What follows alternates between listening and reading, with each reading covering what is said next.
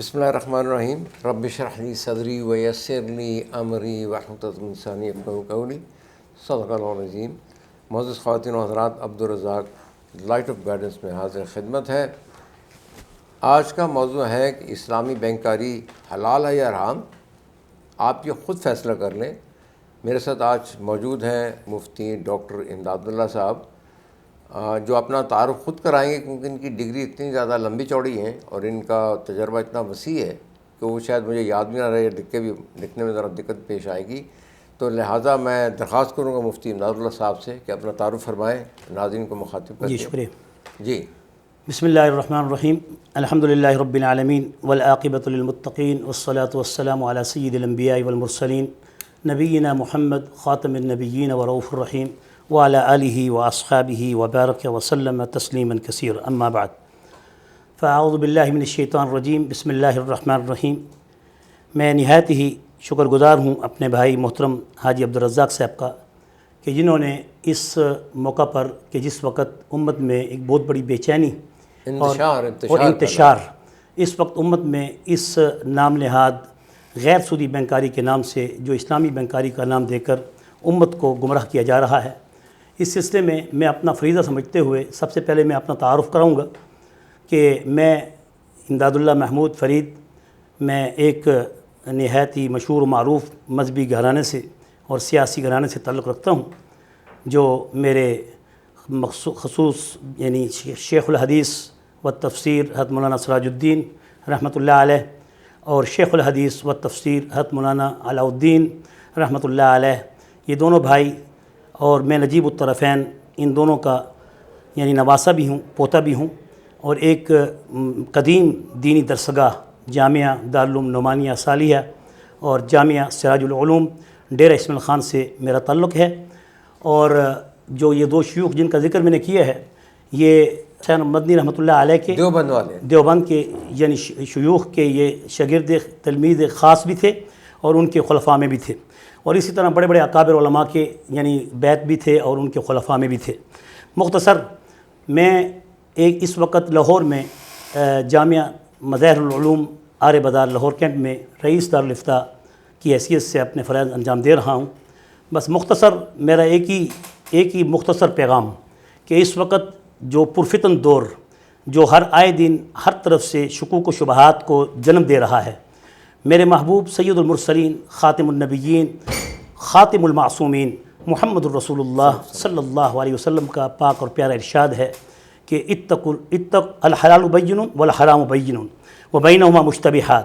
پھر دوسری روایت میں جو امام بخاری رحمۃ اللہ علیہ نے اس کو نقل کیا ہے، اتقوا الشبہات، پہلے تو یہ ہے کہ بچیے شبہات سے، ومن یتق الشبہات فقد استبرأ لدینہ وعرضہ، جو شخص ان شبہات سے بچ گیا اس نے اپنے جان کو بھی بچا دیا، اپنی عزت کو بھی بچا لیا، اپنے ایمان کو بھی بچا لیا۔ معذرت میرا خیال ڈاکٹر صاحب آپ ذرا اپنا ڈگری وغیرہ بتائیں نا، کیا کیا آپ نے ڈگری حاصل کی ہیں؟ اور میری عرض سننے پہلے سب سے بڑا اعتراض لائٹ آف گائیڈنس پہ مجھ پہ یہ ہوتا تھا کہ آپ کا دینی کوالیفیکیشن کیا ہے، آپ نے دین میں کیا پڑھا ہے، تو لہٰذا آپ اپنی وہ دینی تعلیم کے بارے میں ان کو بتائیں۔ ایک تو آپ کہاں کے فارغ التحصیل ہیں؟ اصلی تعلیم کے اعتبار سے میں throughout F S C, B S C اور ایم ایس سی اسٹیٹسٹکس میں نے کی ہے، اکنامکس وغیرہ، اور کمپیوٹر میں ڈپلومہ ہولڈر بھی، اور اس کے ساتھ ہی میری M Phil loan and loan میں ڈیفرڈ پیمنٹ میں ہے، یعنی قرض اور ادھار میں، اور اس طرح میری پی ایچ ڈی جو ہے اسلامک فائنانس میں ہے، اسلامی تمویل فائنانسنگ میں سودی اشکالات کا دینی تعلیم میں فارغ التحصیل ہوں، درس نظامی وفاق المدارس جامعہ دارالعلوم نعمانیہ ثالیہ سے، اچھا ڈیرہ اسماعیل خان سے، اور پھر مکہ المکرمہ اور مدینہ منورہ میں وہاں پر دروس دینیہ کے سلسلے میں بھی میرے پروگرام رہے، اور کویت کی جامع مسجد سنیان الغانم جہاں پر میرے ماموں اور سسر ڈاکٹر احمد علی سراج صاحب جو کہ انٹرنیشنل ختم نبوت کے ورلڈ سیکرٹری جنرل ہیں۔ تو خواتین حضرات، مطلب یہ ہوا کہ ہمارے پاس ایک عالم دین بھی ہے جنہوں نے دینی تعلیم بھی حاصل کی، دنیاوی تعلیم بھی حاصل کی ہے، دنیا بھر کا تجربہ ان کے پاس ہے، اور ہر چیز کو انگریزی کو عربی کو ایک طرح سے مکمل طور پہ سمجھتے ہیں۔ تو وہ ان کو میں اس لیے لے کے آیا ہوں تاکہ میں جو بھی آپ کے سامنے پیش کروں، پہلے بھی پیش کر چکا ہوں، ان سے ذرا تھوڑا سا اس کے اوپر تعارف بھی ہو جائے اور ان کے کامنٹس بھی آ جائیں گے تو بہت بہتر ہوگا۔ میں نے پہلے بھی عرض کیا تھا کہ یہ جس طرح انہوں نے فرمایا کہ دور حاضر میں یہ بہت زیادہ انتشار پیدا کر رہے ہیں، تو لہذا بینکاری اسلامی یا غیر اسلامی نہیں ہوتی، حقائق جانیے، کیونکہ دور حاضر میں چند مفاد پرست عناصر نے سود پر مبنی بینکاری کے نظام کو اسلام پسند حلقوں میں مقبول بنانے کے لیے اسلامی بینکاری کا ہیلہ بنا کر پیش کیا ہے۔ کیا یہ درست ہے جی؟ بالکل ایسے ہے۔ اچھا، اس میں دوسری چیز یہ تھی، یہ تو ہمیں ایک قسم کا ہم نے ابھی لیٹ ہی پڑھا، لیکن میرے خیال کے مطابق یا میری ریسرچ کے مطابق اس کے جو منبع ہے، اس کے مین جو دماغ چلتا ہے وہ IMF کا اور ویسٹ کا چل رہا ہے، کیونکہ وہ بڑی عرصے سے 200-300 سال سے اس چیز پہ کام کر رہے تھے کہ کس طرح سے مسلمانوں کی دولت جو ہے نا ہمارے سودی نظام بینکنگ میں آ جائے۔ پہلے یہ ایسا نہیں تھا، یہ کچھ تھوڑے سالوں سے یہ ساری چیزیں چل رہی جس میں یہ سودی نظام میں ان کو پاپولر بنانے کے لیے انہوں نے اسلامی نظام کا یہ سارا سلسلہ جاری کیا ہے۔ یعنی پھر میں نے عرض کیا کہ بینکاری ہے، بینکاری کی ہوتی ہے۔ آپ نے کبھی کوئی یہودی بینکاری، ہندو بینکاری، مسیح بینکاری، پارسی یا بدھ بینکاری کے نام نہیں سنے۔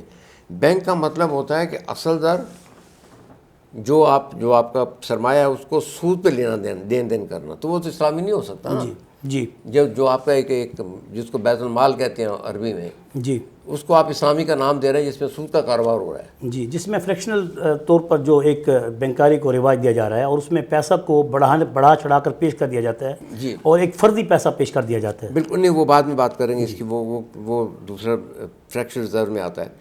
اس طرح میں نے یہی کہا ہے کہ جس طرح اسلامی شراب نہیں ہو سکتی، اسلامی بدکاری نہیں ہو سکتی، اسلامی ڈاکہ نہیں ہو سکتا، اسلامی فراڈ کے نام سنے ہوگے، لیکن بینک کا لفظ چونکہ بڑا مستعمل عام چلتا ہے، اس لیے مسلمان سے خلاف شرع تصور نہیں کرتے۔ جی، سمجھ آئی کہ نہیں؟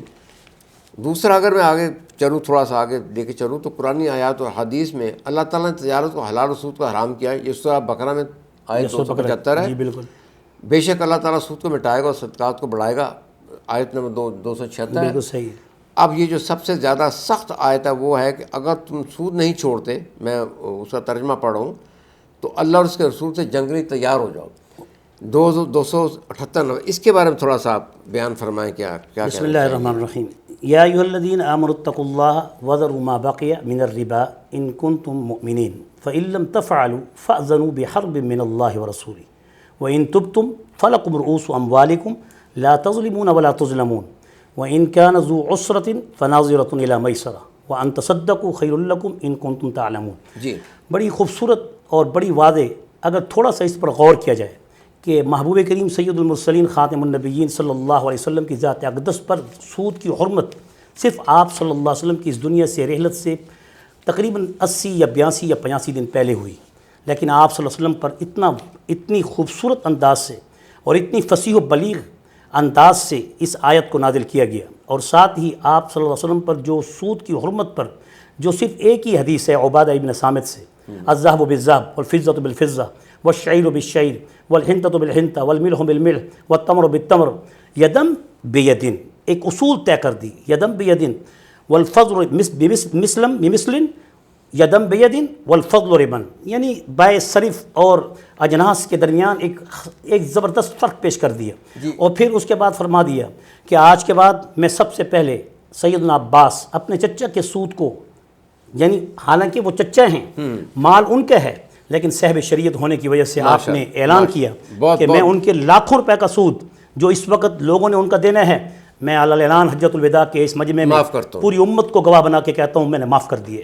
تو اس سے معلوم ہوتا ہے کہ سود کی لعنت اس قدر شدید تھی کہ آپ صلی اللہ علیہ وسلم نے جاتے جاتے اس پیغام کو اس قدر مضبوطی کے ساتھ پیش کیا کہ اللہ تعالیٰ نے قرآن کے اندر اس آیت کو پیش کر کے امت کو ایک اور پیغام دے دیا کہ اتقوا اللہ وذروا ما بقی من الربا ان کنتم مؤمنین فإن لم تفعلوا فأذنوا بحرب من اللہ ورسولہ۔ باوجود اس کے کہ اگر تم تعویلوں کا شکار ہو کر، ہیلوں کا شکار ہو کر، منمانی خواہشات کو پورا کرنے کی خاطر اور سودی بینکاروں کو رواج دینے کی خاطر اگر آپ نے امت کے اندر اس قسم کے کسی بھی ایسے سکیم کو بھی یا ایسی تجارت کو بھی یا ایسی بینکاری کو بھی اگر فروغ دیا تو پھر کھلے لفظوں میں سن لو فَأْذَنُوا بِحَرْبٍ مِّنَ جی میں اللَّهِ سمجھ وَرَسُولِهِ گیا، کہ تم اللہ اور اس کے رسول کے خلاف جنگ کا اعلان کرو۔ قرآن حدیث ہیں جو دو سود خوری گناہ کے 70 حصے ہیں، اس میں ادنیٰ اور معمولی ایسا جیسے اپنی ماں کے ساتھ بدکاری ہے۔ یہ ابن ماجہ میں آتا ہے، جس قوم میں سود اور بدکاری پھیل جائے اور دنیا ہی میں مستحق عذاب ہو جاتی ہے، مستدرک حاکم۔ اب میرا سوال یہ ہے کہ یہ آیت محکمات میں آتا ہے یا یہ آیات متشابہات؟ آیات محکمات میں سے آتا ہے، بالکل، ویری گڈ، بینات میں سے۔ محترم خواتین و حضرات، سود تینوں آسمانی و مذاہب میں حرام قرار دیا گیا ہے۔ سود ہر شکل، مقدار، مقام، افراد، دیسی پردیسی، کاروباری، ذاتی قرض کے لیے حرام ہے۔ یہ درست ہے؟ بالکل درست ہے، ہر لحاظ سے، کوئی مطلب ہے کسی سود بینیفٹ کے اعتبار سے بھی، کوئی مطلب ہے کوئی اجنبی ہے، فارنر ہے، ہندو ہے، سکھ ہے، عیسائی سب کے ہے، لیے یہ اسلام کا رول برابر ہے۔ بالکل، یعنی وہ یہ نہیں کہ ہندو سے آپ لے لیں۔ ہاں نہیں، ایسا نہیں اور ہوگا۔ اس میں اختلاف بے شک بیرون ملک یعنی دارالحرب کے اندر اختلاف تو ضرور موجود ہے، لیکن اس پر اتفاق اور فتویٰ نہیں ہے۔ جنرل بات یہ ہے کہ اس کی اجازت نہیں ہے۔ جی جی۔ پھر اس کے علاوہ یہ ہے کہ آج بھی ایک یہودی دوسرے یہودی سے قانونی مذہبی طور پر سود نہیں لے سکتا، جی ایسے پوری دنیا کے نظام کو انہوں نے الٹ پلٹ کر کے بیڑا غرق کر دیا ہوا ہے۔ اس کی تصدیق کی جاتی ہے۔ جی اب آگے آئیں جی ایک اور جو اللہ تعالیٰ نے جو ایک آیت نازل کی، اتخذوا احبارهم ورهبانهم اربابا من دون اللہ، یہ وہ مطلب ان لوگوں نے اللہ کو چھوڑ کر اپنے عالم اور درویشوں کو رب بنا لیا ہے۔ جی اس میں عدی بن حاتم کے بارے میں ایک جو واقعہ آتا ہے وہ ذرا بتائیں گے؟ جی، عدی بن حاتم رضی اللہ عنہ نے جس وقت آپ صلی اللہ علیہ وسلم نے ان سے کہا کہ اتخذوا احبارهم ورهبانهم اربابا من دون اللہ، کہ تمہارے احباب، تمہارے ارباب، تمہارے رہبان، تمہارے علماء اور پیشواؤں نے اللہ کے ماں سوا یعنی تم نے ان کو اپنا رب بنا رکھا تھا، تو وہ کہنے لگے کہ یا رسول اللہ ہم تو ایسے نہیں تھے، ہم نے تو ان کو رب تو نہیں بنایا۔ تو آپ صلی اللہ علیہ وسلم نے فرمایا کیا انہوں نے تمہارے حلال کو حرام نہیں کر دیا؟ جو کہ تمہارے پیغمبروں نے تمہیں حلال کر کے دیا تھا، انہوں نے اس کو حرام نہیں بنا دیا؟ یا جو حرام تھا تو انہوں نے اس کو حلال نہیں کر دیا؟ تو عدی بن حاتم نے کہا ایسے ہی ہے۔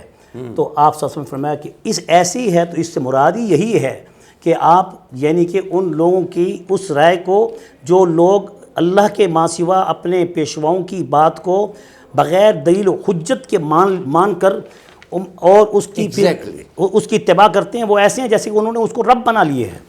تو یہ ہمارے پاس ایک تو آیات محکمات آ گئیں اور ایک نبی صلی اللہ علیہ وسلم کا فرمان بد ایک پرانی آیت کے آ گیا، قرآن آیت پلس ایک قسم کے جی بالکل صحیح حدیث، جی عدی بن حاتم کی حدیث بالکل صحیح حدیث، ٹھیک ہو گیا۔ جی اچھا، اس کے بعد ہمارے چاروں امام ہیں، امام ابو حنیفہ، امام شافعی، امام مالک، امام احمد بن حنبل کا متفقہ قول یہ ہے کہ جو آیات محکمات روز روشن کی طرح واضح ہیں، جن میں کوئی شک و شبہ گنجائش نہیں، جو وضاحت طلب نہیں، جس میں کسی قسم کا کوئی ابہام نہیں ہے، ایسی آیات کے تحت جتنے بھی احکامات آئیں گے وہ اس کے اگینسٹ نہ کوئی جواز، ہیلہ، بہانہ، حجت، اجتہاد نہیں ہو سکتا، بالکل ایسی ہے، یہ ایز سچ امپلیمنٹ ہوگی، بالکل۔ اچھا، اب میرا یہ سوال یہاں پہ یہ ہے کہ جب یہاں تک ہم آ گئے، اللہ تعالیٰ نے کہہ دیا کہ جو سود کے مطلب جاری رکھے گا وہ اللہ اور رسول کے ساتھ جنگ ہے، پھر اس کے بعد کسی چیز کا جواز رہ جاتا ہے؟ اس کے بعد جواز صرف ان کی ہیلوں کا رہ جاتا ہے، اور ہیلے بہانے تو یوم السبت والوں نے بھی بنائے تھے، اس کی بات کر رہا ہوں۔ تو انہوں نے بھی یوم السبت کے بہانے بنا کر پھر اللہ تعالیٰ نے ان کو لہم القردۃ والخنازیر وعبدۃ الطاغوت کہا، کہ جنہوں نے ہیلے اور ایسے یعنی تعویلیں بد کی جس کی وجہ سے انہوں نے اسلام کی، انہوں نے اس تشریح کو یا پیغمبر اسلام کی ان تعبیرات کو مسخ کر دیا، تو ان کے چہرے بھی مسخ ہو گئے اور وہ انسانی جسم سے بھی باہر نکل گئے، یہاں تک کہ پھر اس کے بعد وعبدۃ الطاغوت کہا گیا کہ یہ شیطان کے عبادت کرنے والے لوگ ہیں۔ استغفر اللہ، استغفر اللہ۔ مجھے یہ فرمائیں کہ یہ اپنا آپ نے ماشاء اللہ اس میں کافی ایم فل بھی کیا ہوا ہے، پی ایچ ڈی اس میں، چلے پی ایچ ڈی بھی ہے، ماشاء اللہ، very good, again very good. مجھے یہ بتائیں کہ ان کا جواز کیا ہے، بیسس کیا بناتے ہیں کہ یہ ہم لوگ یہ سود نہیں لے رہے، ہم یہ اس پہ؟ جہاں تک میری ایک تھارو اسٹڈی ہے، میں نے اس پر بڑی ہی عمیق طریقے سے اور بغیر کسی یعنی غیر جانبدار ویوز سے اور اس لحاظ سے کہ میں کسی قسم کی اللہ اور اس کے رسول کو سامنے رکھ کر میں نے جب ان کی پوری اس بینکاری کا جو اس وقت غیر سودی بینکاری کی صورت میں جو رائج ہے، مروج ہے، اس میں سب سے پہلی بات میں یہ کہوں گا کہ کسی بھی تجارت کے لیے سود سے پاک ہونا صرف شرط نہیں ہے بلکہ کسی بھی تجارت کے لیے اس کا عین اسلامی ہونا شرط ہے. ایگزیکٹلی. جب عین اسلامی ہونا یہ خود نہیں مانتے کہ یہ ایسی بینکاری ہے کہ جو عین اسلامی نہیں ہے, تو پھر ایسی بینکاری کے پیش کرنے کا پھر کیا جواز رہ جاتا ہے؟ تو پہلے تو یہ بات ہے کہ اپنی الفاظ میں خود اپنی ان الفاظ کا خود ہی ریجیکٹ اور اس کا رد کر رہے ہیں کہ یہ اسلام کے عین اصولوں کے مطابق نہیں ہے. تو پھر ایسی بینکاری کو خواہ مخواہ ایسے ہیلوں اور وسیلوں سے کہ جس میں نے جب تھارلی اسٹڈی کی 25 اشکالات, حاج صاحب 25 اشکالات میں نے 23 میں تو 22 میں تو میں نے ہر لحاظ سے فقہی انداز سے جو ایک اختلاف تھا, جو فقہی علمی اختلاف تھا, اس کو پیش کیا اور اس کو جو ہے ویلڈ قرار دیا اور اس کا تحفظ بھی کیا. لیکن 3 ایسے پوائنٹس تھے اور 3 ایسے اشکال تھے کہ جب میں نے ان پر تھارولی نظر ڈالی تو ایکسپلور کیا تو وہ عمود نکلے بینک کے, وہ پلر نکلے. اچھا. یہاں تک کہ میں نے اس بات کا ذکر بڑے بڑے اکابر علماء سے کیا کہ میں نے کہ التزام صدقہ کی شکل ہے یا پھر صفقہ بین الصفقتین ہے یا پھر یہ قرض کے اوپر پرسنٹیج کا جو تعلق ہے, یہ کیسے اسلامی ہو سکتا ہے, یہ کیسے سودی نہیں؟ پھر میرے خیال میں تھوڑا سا اس کو آسان لفظوں میں پیش کریں. میں پھر کہوں گا کہ عوام شاید آپ کی ان باتوں میں ان لفظوں میں یہی سمجھوں گا کہ اگر کوئی شخص کسی پر کوئی قرض دے کر اور پھر اس کے اوپر وہ پینلٹی لگائے یعنی اس پر جرمانہ عائد کرے تو اسی کو تو سود کہتے ہیں. صحیح ہے. کل قرض جر منفعۃ فهو ربا. تو پھر یہ غیر سودی بینکاری میں کیا ایسا نہیں ہوتا کہ اگر کسی کی کوئی قسط چارٹ ہو جاتی ہے تو کیا اس کے اوپر جبری صدقے کا اسلام میں کیا تصور ہے؟ اور پھر اس کے بعد جب اگر جبری صدقہ بھی ہے تو پھر وہ قابل واپسی کیوں نہیں؟ میرے خیال میں ہم بہت تفصیل میں نہ چلے جائیں کیونکہ یہ بہت ان کے جو پروڈکٹس ہیں نا اس کے بارے میں بات کر رہے ہیں. لیکن کیا ہمارے اکابرین کو جو میں نے 3 آیات بیان کی ہیں, احادیث بیان کی ہیں اور ان کا چاروں امام کا قول بیان کیا ہے, 80 علماء کا یہ فتویٰ بیان کیا ہے, یہ سارا جانتے ہو پھر علماء اس کے پیچھے کیسے لگ گئے؟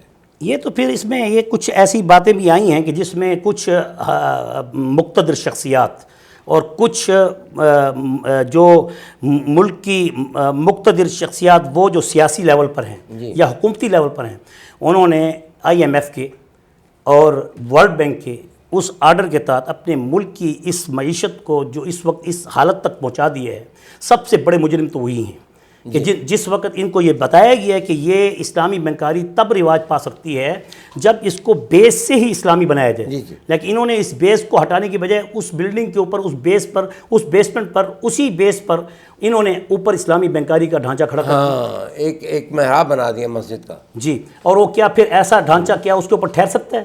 نہیں ٹھہر سکتا. بالکل صحیح کہا خواتین حضرات. یہ میں پہلے بھی کسی بلاگ میں ذکر کر چکا ہوں آپ سے کہ اس کی تھوڑی سی بیک گراؤنڈ اس طرح سے ہے کہ جب صدر ضیاء الحق صاحب اپنا پاور میں آئے تھے تو انہوں نے آتے ہی اس کو اسلامائز کرنے کی کوشش کی تھی بینکاری کو. تو انہوں نے 2 کمیٹیاں بنائیں. ایک میں صدر اسحاق کو بنایا جو governor state bank of Pakistan تھے, ان کے ساتھ بینکر تھے, اپنا دوسرے بزنس مین تھے, کچھ ایکسپرٹس لوگ تھے. دوسری کمیٹی بنائی علماء کرام کی. اسحاق کی کمیٹی نے 2 مہینے بعد رپورٹ دی کہ یہ بالکل اس کا ڈھانچہ پیچھے سے ختم کریں گے, ساری چیزیں ختم کر کے پھر اس کو اوپر اسلامی طریقے سے ہم 5 سے 10 سال تک اس کو بلڈ اپ کر سکتے ہیں. لیکن وہ شاید کچھ جلدی میں تھوڑا کرنی ہے, اس کو پیچھے کوئی اتنا ٹائم نہیں ہے میرے پاس. تو یہ مفتی ہمارے دوسرے جو عالم دین تھے, جو چیئرمین تھے دوسری کمیٹی کے, انہوں نے کہا کہ ہم اس میں کچھ نہ کچھ تھوڑا بہت آگے پیچھے کر کے اس کو بلا سود بینکاری کر کے امپلیمنٹ کر لیں گے. تو اس کا سب سے بڑا جو انہوں نے جو پیش کیا وہ انٹرسٹ کو انہوں نے مارجن کا نام دے دیا. پروفٹ اینڈ لاس کے وہ ساری چیزیں آ گئی. تو وہ ایک آئی واش تھی. لیکن اصل میں جو سارا منصوبہ تھا وہ سارا جیسے فرمایا سارا IMF پہ چل رہا تھا. اسی کے مطابق سب کچھ آگے پانی دیا جا رہا ہے. یہ سود کی آبیاری ہے پوری. اور وہ سارا IMF, ورلڈ بینک, آپ کا منسٹری آف فائنانس ہوگی, ہمارے اسٹیٹ بینک ہو گیا, یہ سارے ریگولیشن کے تحت. دوسری چیز جو میں نے آپ سے یہ پوچھنی تھی کہ ان کے اوپر جب state bank of Pakistan, IMF اور پوری انٹرنیشنل منی مارکیٹ کے رول ریگولیشن لازمی لاگو ہوتے ہیں, پھر اسلام کا کہاں جواز رہ جاتا ہے؟ یہی تو ایک کوشچن ہے, یہی تو وہ اعتراض ہے ان علماء حق کا کہ ہمیں اس سے پہلے آپ ہمیں مطمئن کر کے دکھائیں. آپ اس پر مطمئن نہیں کر سکتے تو پھر آپ عوام کو کیا مطمئن کریں گے؟ جب علماء مطمئن نہیں ہے تو عوام کیسے مطمئن ہو سکتی؟ نہیں تو پھر یہ بتائیں. تو پھر سیدھی سی بات ہے کہ ایسی بینکاری کا رواج کرنا اسلام اور دین کے بالکل منافی ہے. تو آپ کا کیا پیغام ہوگا عوام؟ میرا یہ پیغام ہے کہ ایسی بینکاریوں سے جو بھی جس رنگ میں بھی ہے، پہلے یہ کہتے تھے یہ 3 بینک اسلامی ہیں، میزان بینک اسلامی ہے، بینک اسلامی ہیں جی اور البرکہ اسلامی ہے. اب کہتے ہیں نہیں فیصل بینک بھی اسلامی ہے، حبیب بینک بھی اسلامی ہے. کیوں بھائی اسلامی ہے؟ اس لیے اسلامی ہے کہ اس کی ہر ایک نے ایک برانچ اسلامی کھول دی ہے. میں نے کہا پھر اس کا مطلب ہے اسلامی بینک تو نہ ہوا، اسلامی برانچ ہوئی، تو آپ کے یہ 3 بینک بھی اب اسلامی برانچ ہی ہو گئے، اسلامی بینک تو ہوئے ہی نہیں. نہیں، میرے خیال میں سودی کاروبار آپ تھوڑا سا میرے خیال میں اس تو فلہذا یہ سارے کے سارے بینک غیر اسلامی ہیں اور کسی صورت میں، بلکہ میں تو یہ کہوں گا پاکستان نہیں بلکہ دنیا بھر میں عرب ملکوں کے اندر بھی اگر جا کے دیکھیں تو کوئی بھی اسلامی ایسا بینک موجود نہیں جو قرآن و سنت کے مرابعہ، مشارکہ، مضاربہ اور تولیہ اور ان جیسی بیوعات کو لے کر چلتا ہو. فلہذا اسلام یہ حکم کرتا ہے اتقوا الشبہات، جہاں شبہ ہو وہاں سے بچو. ومن یتق الشبہات، جو ان شبہات سے بچ جائے گا فقد استبرأ دینہ وعرضہ، اس نے اپنی عزت بھی بچا لی، اس نے اپنے دین کو بھی بچا لی. جی خواتین صاحب بہت شکریہ. مفتی صاحب میرا خیال یہ کہ اگر اس کو اس نظر سے دیکھا جائے کہ اسلام کے نام کو انہوں نے بہت طریقے سے استعمال کیا، بہت زیادہ استعمال کیا ہے، کیونکہ میں ان کے پرومو میں گیا تو وہاں میں نے یہ سوال کیا تھا کہ آپ شائبہ تک میں اسلام کا اس منظر، کیونکہ نہ تو کرنسی اسلام میں کرنسی کا کوئی یہ پیپر کرنسی کا کوئی رواج نہیں ہے، باقی ایکسچینج کے لیے سونا چاندی باقی اجناس سارے استعمال ہوتے ہیں. تو اس وقت میرا خیال یہ ہے، میرا خیال نہیں بلکہ پورا یقین ہے، میں پورے صدقے دل سے پورے یقین سے کہہ رہا ہوں کہ اشراء صدر ہے پورے دنیا میں کوئی اسلامی اس لیے نہیں ہے کہ جھگڑا صرف یہی ہے. اللہ تعالیٰ کا فرمان ہے کہ قرض دینا ہے، آپ نے کوئی بینکاری کرنی ہے، کوئی سرمایہ کاری کرنی ہے تو نفع نقصان کی کم بیسس پہ کریں، لیکن یہ فکسڈ نیچر پہ کرتے ہیں. جیسے میں نے پہلے بھی عرض کیا تھا کہ اسٹیٹ بینک آف پاکستان ہر مہینے کے شروع میں اسلامی سود اناؤنس کرتا ہے، اس کی شرح اناؤنس کرتا ہے. جی 33%، 33%. نہیں شرح سود تو دوسری چیز ہے، یہ 33 دوسرے کی ہے. جی شرح سود ہوا ہے کائبور، اچھا کیبور، جی کراچی انٹر بینک جی ہاں انٹر بینک بالکل ریٹ. ٹھیک ہے. ایک تو یہ ہے، یہ مطلب وہ لیبر سامنے نظر آتا ہے. دو اصطلاحات ہیں. وہ اس کی اصطلاح یہ دیتے ہیں کہ یہ چونکہ باقی وہ یہ کہتے ہیں کہ یہ میرا بھی ایک کوشچن ہے بینک مارکیٹ کہ وہ کہتے ہیں کیبور اور لیبر جو ہے یہ الگ ایک پیمانے ہیں، وہ سود کے لیے الگ ہیں اور اسلامی الگ ہیں. غلط کہہ رہے ہیں بالکل، وہ اسی کے ساتھ. اس کی کیا دلیل ہے شرعی طور پر نہیں وہ یا عقلی طور پر یا آپ کے ہاں اس کا کیا حکم ہے؟ کوئی وہ اپلیکیشن وہی ایک اپلیکیشن ہے بالکل جو اس کے لیے بھی استعمال ہوتی ہے، اس کے لیے یعنی اسلامی بینک بھی اس کو یوز کرتے ہیں، وہ بھی اس کو یوز کرتے ہیں. دو شرح ہیں، ایک ہے LIBOR which is London inter bank official rate, جی وہ استعمال ہوتا ہے آپ کا انٹرنیشنل منی ایکسچینج کی صورت میں، ٹھیک ہے جی. کائبور جو آپ کا لوکل انہوں نے اسلامی کراچی سے جو اسلامی بینکنگ کا جو ڈھونگ رچایا ہوا ہے وہ Karachi inter bank official rate, وہ اس کو نہیں استعمال وہ کرتے ہیں. سب سے ایک بہت بڑا اہم سوال جو ہے وہ میں آپ سے یہ کروں گا کہ جو یہ فریکشنل ریزرو کا نام لیتے ہیں، جب یہ 1 کروڑ کے ڈپازٹ آتے ہیں، ان کے پاس پبلک ڈپازٹ آتے ہیں، وہ اس کو 10 گنا بڑھا لیتے ہیں.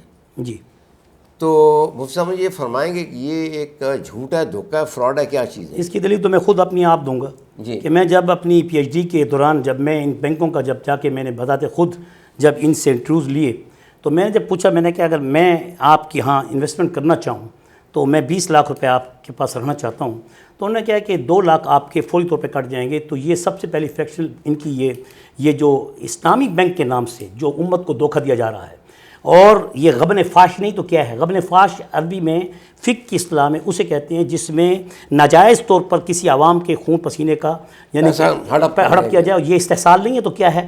تو یہ پیش کی 2 لاکھ روپیہ کاٹ دیتی ہیں، انویسٹمنٹ ہوتی نہیں ہے.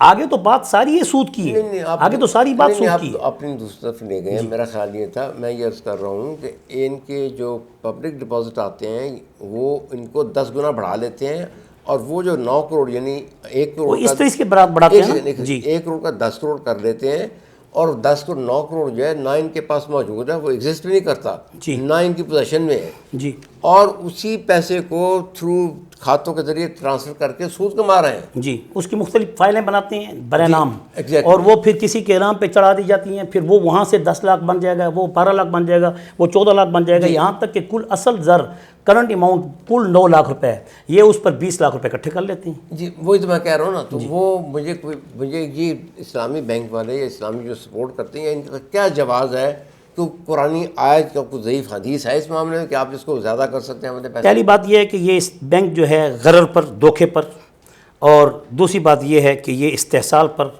اور تیسری بات یہ ہے کہ یہ عین سود کے کاروبار کو فروغ دینے کے لیے، چاہے نام نہاد اسلامی بینکاری ہے یا غیر سودی بینکاری ہے یا بیرون ملک کوئی بھی اسلامی بینکاری ہے، سب کے سب IMF اور ورلڈ بینک کے بالکل تابع ہیں۔ بالکل ٹھیک ہو گیا، آپ نے بڑی اچھی بات کی ہے، لیکن اب آپ یہ بتائیں کہ عوام کو کیا کرنا چاہیے؟ وہ عوام یہ کہتی ہے کہ ہم کہاں جائیں؟ یعنی میں اس لیے کہہ رہا ہوں کہ دیکھیں ایک بینک ہے، اس کا 14 ارب کیپٹل ہے اور وہ قرضے دے رہا ہے 1,445 ارب کے۔ جی، تو وہ یہ جھوٹا کیپٹل کریٹ کر کے وہ اس کے قرضے دے رہے ہیں نا۔ جی، وہ قرضے ایک تو جھوٹ بول کے پیسہ کریٹ کیا اور جھوٹ بول کے اس کو سود لے رہے ہیں، جی، تبھی یہ باقی اپنے کھاتہ داروں کو اتنا سود اس کا لے لے، اتنا سود اس کا لے لے، اتنا یہی تو وجہ گرانی، سب سے بڑی وجہ گرانی کی اور مہنگائی کی افراط یہی ہے، بالکل یہی ہے، اس بینکوں کی وجہ سے ہے۔ اگر ان اسلامی بینکوں کا بھی اس طرح کا کردار ہے تو پھر کنونشنل بینکنگ کی اور ان کے درمیان کوئی فرق نہیں ہے۔ بالکل صحیح کہا آپ نے۔ خواتین حضرات، ابھی میرا خیال ہے کہ اپنا مفتی صاحب نے بڑے مدلل بیان دیے ہیں، بتایا کہ اسلامی بینک کیا ہے اپنے ذاتی ایکسپیرینس سے، اپنے ذاتی تجربے سے۔ میں تھوڑا سا بتا دوں کہ یہ جیسے انہوں نے پہلے بھی فرمایا کہ جو ایکسپرٹ ہیں، ہمارے ماہرین ہیں، ان کی رائے یہ ہے کہ پوری دنیا میں اسلامی بینک نام کی چیز کوئی نہیں ہے، یعنی اسلامی نفع نقصان بیس کے اوپر کوئی بینک نہیں ہے۔ اسلامی بینک ایک بہت بڑا دھوکہ فراڈ ہے، یہ ایک اور ہمارے مفتی عبدالخالق صاحب کا کہنا ہے۔ اور یہ مقبول جان جو ایک رائٹر ہیں وہ بھی کہتے ہیں کہ یہ اسلامی بینکنگ جو ہے یہ مہنگی شراب کے اوپر روح افزا کا یا جام شیری کا لیبل لگا کے ہمیں پیش کیا جا رہا ہے۔ پھر ایک ماہر کی اور رائے ہے کہ بینک ہر لحاظ سے، علماء کا بھی ذکر ساتھ کریں جو اس دنیا سے اب رخصت بھی ہو چکی ہیں، ان سب نے اس کو سود کہا ہے۔ جی 80 تقریباً علماء تھے، وہ سارے مطلب اللہ کو پیارے تو ہو چکے ہیں، لیکن ان کی آل اولاد تو ہوگی نا، ان کے مدارس تو چل رہے ہوں گے۔ بالکل، وہ آخر انہوں نے اتنی انگریزی کے ساتھ یہ بات کیوں کی ہے؟ اچھا، آپ مجھے یہ بتائیں کہ ابھی اس وقت جو ہے آپ کیا پیغام دینا چاہیں گے عوام کو، کہ وہ عوام کیا کرے؟ عوام کو بحیثیت ایک مسلمان، خیر الناس من ينفع الناس، بہترین انسان وہ ہے جو دوسروں کے لیے بھلائی کا اور نفع رسانی کا ذریعہ بنے۔ میں اور ہم سب اپنی آخرت کی فکر کرتے ہوئے ہم سب کو چاہیے کہ ہمیں ان تمام قسم کے تمام ایسی اسکیموں سے، بینکوں سے اور اس قسم کی جتنی بھی، چاہے وہ جس رنگ میں بھی آ رہی ہیں، ان سب سے احتراز کرتے ہوئے تجارت کے راستے کو اپنے ہاتھ سے اختیار کرنا چاہیے۔ اور رسول اللہ صلی اللہ علیہ وسلم کی حدیث مبارک ہے کہ القاسب حبیب اللہ، کہ محنتی اللہ کا دوست ہے، فلہذا 9/10 یعنی کل 10 حصے تجارت میں اللہ تعالیٰ نے 9 حصے اس میں نفع کے تجارت کے اندر رکھے ہیں، اور تجارت کو فروغ دے کر اپنی زندگی اور اپنی معیشت اور اپنی معاشرت کو فروغ دیجیے۔ جی مثلا آپ نے صحیح فرمایا، بالکل صحیح۔ عوام کے لیے تو یہ چیز ہوگی، اب جو علماء کرام ہیں، خطیب ہیں، مقرر ہیں، علامہ ہیں، مفتی ہیں، ان کا کیا رول ہونا چاہیے؟ ان کو کیا کرنا چاہیے؟ بہت سے علماء اس وقت اکابر علماء اپنی اس کیے ہوئے اعمال پر اب بھی مجھے محسوس، بلکہ انشراح صدر، بلکہ اللہ کے فضل و کرم سے کچھ اطلاعات کے مطابق وہ بالکل ان سے کنارہ کش ہوتے جا رہے ہیں۔ اچھا، اور اس طرح انشاءاللہ عنقریب یہ ایک جو جھوٹ کی جو عمارت ہے اور جو ایک جالے کی ایک عمارت ہے، یہ انشاءاللہ حباء منصورہ ہو کے ختم ہی ہو جائے گی۔ اچھا، کیونکہ آپ کا ٹائم مطلب میں لے رہا ہوں اس وقت، مجھے یہ بتائیں کہ میں نے ایک چھوٹے سے کتاب میں یہ بھی لکھا تھا کہ یہ کام جو تھا یہ علماء کرام کا تھا، باقی علماء کرام کا جس طرح ختم نبوت کو ختم کیا انہوں نے، اس کے خلاف تحریک چلائی، غلام احمد پرویز کے خلاف تحریک چلائی، پھر ایک مولانا برق صاحب تھے ان کے خلاف تحریک چلی، کسی نے خدائی کا دعویٰ کیا تھا، اس کو مطلب ہے جوتے مارے، جو بھی کیا۔ یہ اسلامی بینکاری جو سود کے ساتھ نتھڑی ہوئی تھی، اس کے خلاف کیوں نہیں آپ نے کوئی قدم اٹھایا؟ الحمدللہ اس کے خلاف اہل حق علماء کرام نے اپنے خطبات میں وقتاً اور گاہے بگاہے وہ امت کو آگاہ کی ہے، جبکہ اب اس وقت چونکہ یہ بڑے عروج سے آگے بڑھ رہی ہیں، تو اس لیے اب علماء کا فرض ہے کہ وہ بھی علی اعلان بدنگ داخل وہ آ کے امت کو بتائیں اور اس بہت بڑے فساد سے اور انتشار سے امت کو محفوظ کریں۔ میں یہ کہنے کی کوشش کر رہا تھا کہ بھئی انہوں نے تو بتا دیا جو کچھ بتانا تھا، میں یہ کہنے کی کوشش کر رہا ہوں کہ اب جو ہے علماء کرام تو خیر سامنے آئیں گے، لیکن ان کی بھی طاقت، ان کی جو ہمت ہے وہ اتنی توانا نہیں ہے جو ان لوگوں کی ہے، وہ 4 اہم پہ مشتمل ہے، کیونکہ ہمارا جو مقابلہ یا جو زور چل رہا ہے وہ چل رہا ہے IMF کے ساتھ، IMF کے ساتھ چلنا ہے اور پھر ورلڈ بینک، پھر آپ کے منسٹری آف فائنانس اور اسٹیٹ بینک کے ساتھ. جی وہ جو پہلا ایم ہے وہ اس کا مطلب ہے کہ مائنڈ، ساری منصوبہ بندی یہ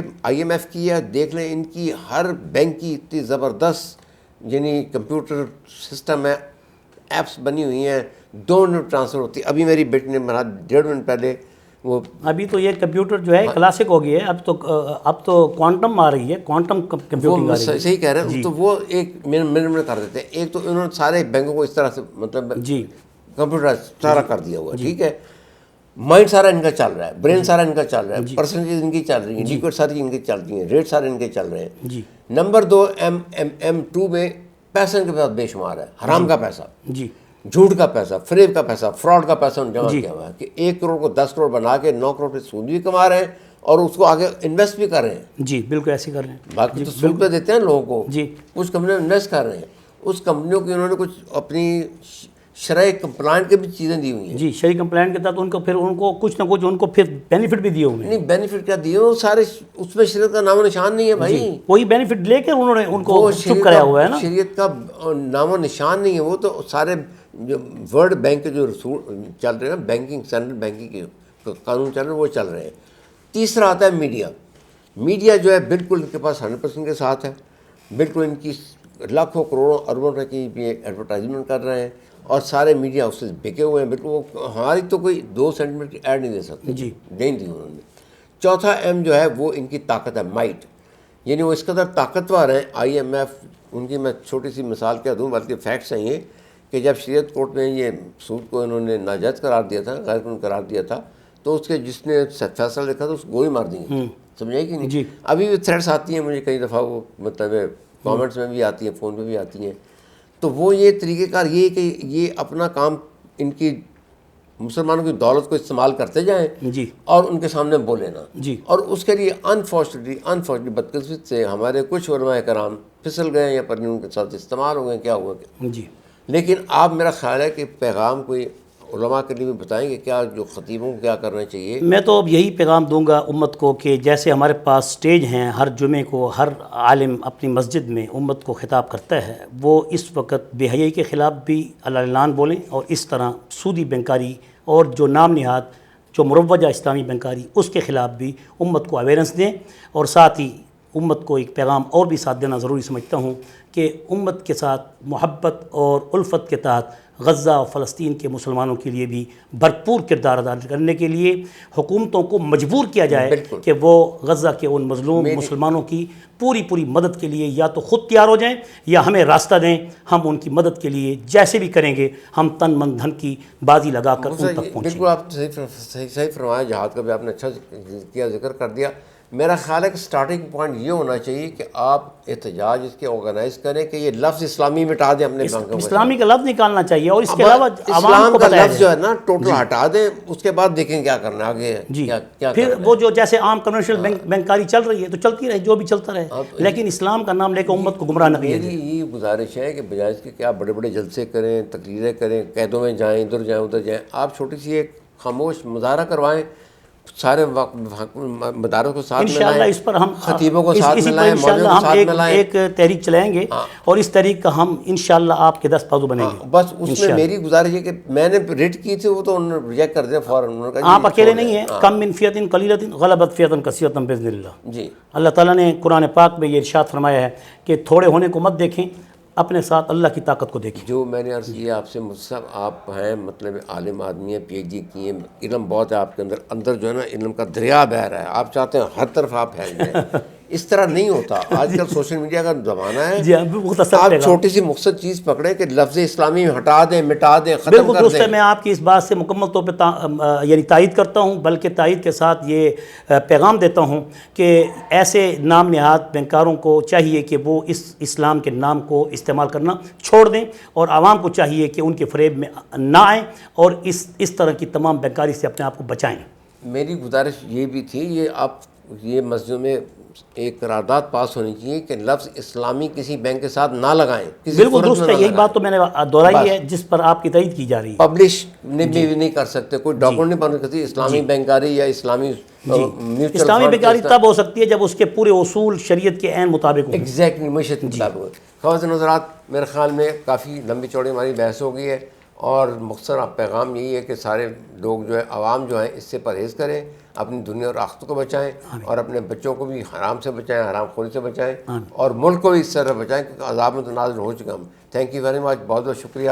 اللہ تعالیٰ آپ کا حامی و ناصر ہو۔ دعا کرتے ہیں کہ اللہ تعالیٰ ہمارے گناہوں کو معاف کرے، ہماری توبہ قبول کرے، اور ہمیں اللہ تعالیٰ کے پیغامات، احکامات اور نبی علیہ السلام کی تعلیمات پہ مکمل طور پر عمل کرنے کی توفیق عطا فرمائے۔ آمین آمین یا رب العالمین۔